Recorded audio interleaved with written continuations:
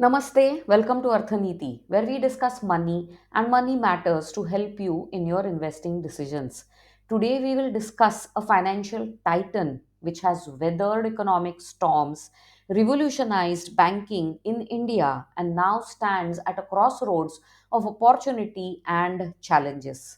Welcome to the world of HDFC Bank, where tradition meets innovation and where your financial future can be shaped.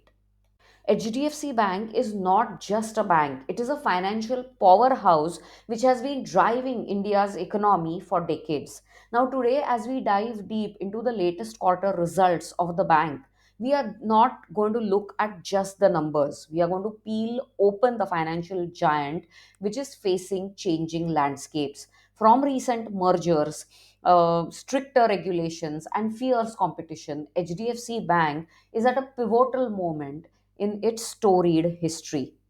So, buckle up. We are about to start a journey into the inner workings of Indian banking behemoth. We are going to look at the financial results of HDFC Bank, compare it with its peers. What are the challenges that HDFC Bank faces today and in the near future? And does it still have the potential to create a financial future for you?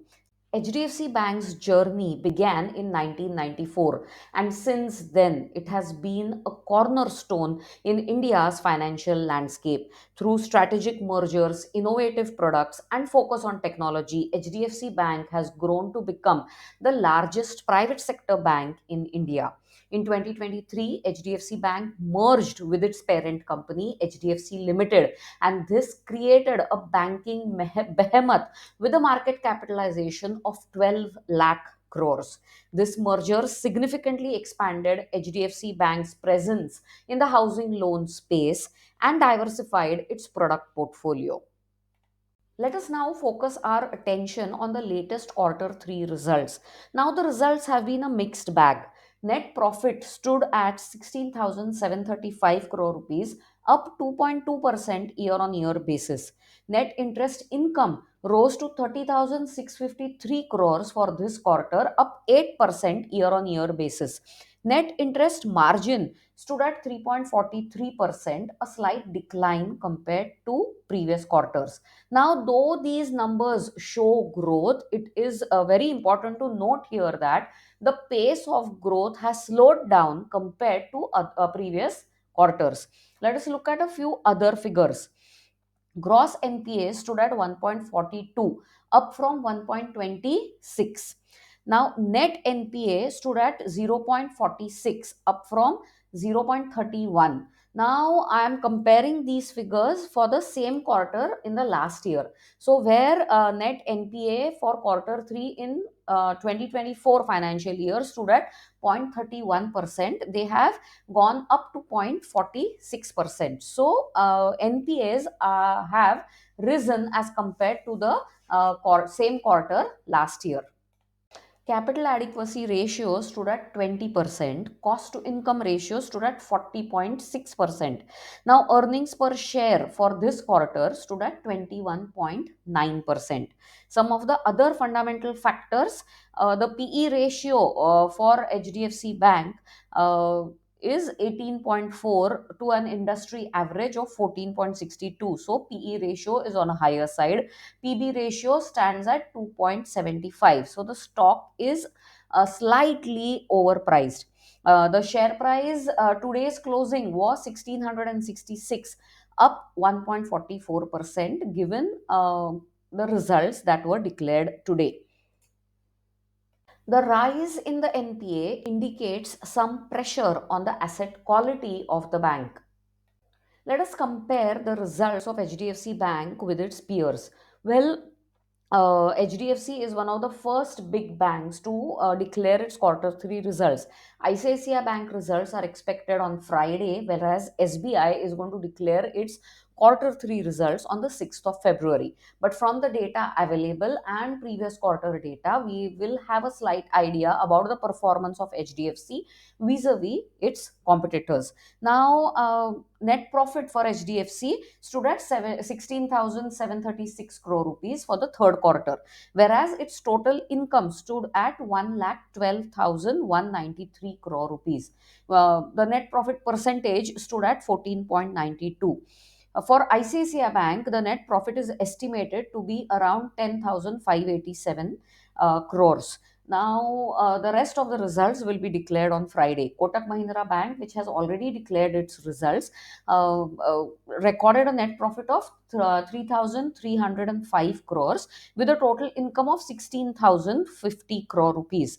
Now, this sets their net profit percentage at a good 20.59%. SBI, which is going to declare quarter 3 results on 6th February, but its quarter 2 results net profit stood at 6 lakhs 70,846 crore rupees, whereas total income stood at 32 lakhs 36,135 crore rupees, setting the net profit at 20.73.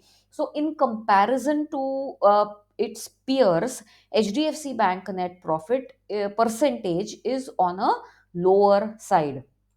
It may appear that the net profit percentage of HDFC Bank is on a lower side compared to its peers.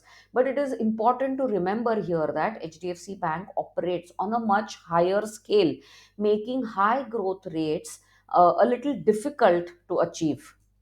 HDFC Bank has historically been a favorite amongst long term investors.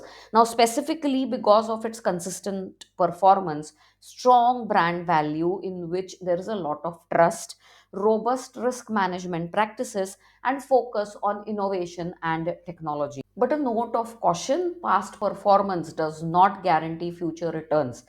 Investors should take into consideration the opportunities and challenges HDFC Bank is facing. Let us quickly go through the advantages and challenges that HDFC Bank faces so that it helps us get a clearer picture.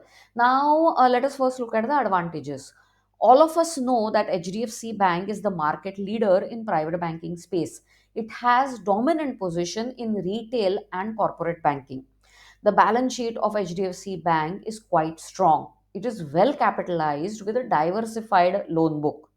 The continued investment that the bank is doing in technology and digital banking space adds to its advantage.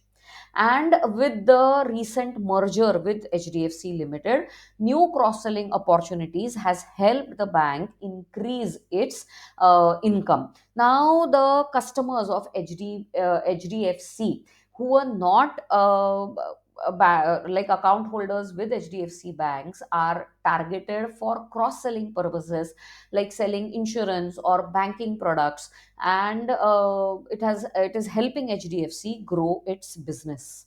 Some of the challenges that the banks face is integration complexities. Now, it is still in the process of merging HDFC Limited operations with the banking operations, and that is causing some hiccups. Now, increasing competition from fintech firms and smaller banks is adding to the headache of HDFC Bank.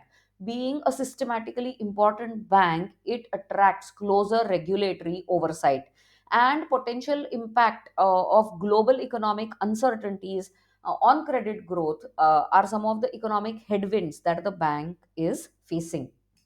What are the analysts saying about the HDFC Bank stock? Now, out of the 40 analysts covering HDFC Bank, 20 have given a strong buy rating, 13 have given a buy rating, 7 have given a hold rating. None of the analysts are saying sell. Right? Some to give you some specific recommendations, Motilal Oswal has given a buy rating with a target of 1748. Axis Securities, again a buy rating with a target of 2200.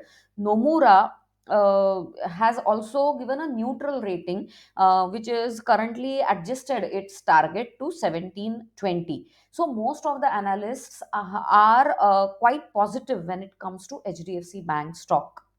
So, HDFC Bank still remains a formidable player in the Indian banking industry. What with its strong fundamentals, good balance sheet, and an excellent track record. But investors should not ignore the current challenges the bank is facing, the integration complexities with its merger with HDFC Limited, and the headwinds that the bank is facing because of economic uncertainties all around the globe. Finally, it is important that investors should do their own research, seek financial advice to align their investment decisions with their financial goals. This video was for educational purposes and no way a recommendation. I hope you have liked this video. If you have so, please like, share, and subscribe to my channel for more such informational and educative content which will help you in your investing decisions. Until next time, stay safe. Goodbye.